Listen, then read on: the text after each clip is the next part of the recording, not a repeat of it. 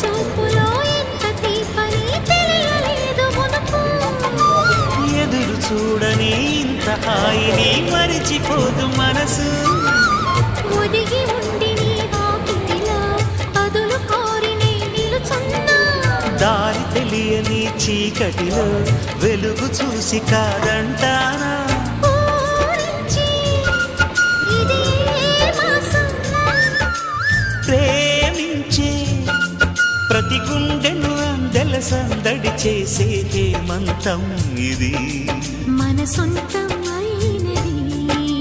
కిలకిల నవ్వే కోయిల కోసం వచ్చింది మధుమాసం. మిలమిల మెరిసే చంద్రుడి కోసం తెర తీసిన సాయం. Rachel Chido.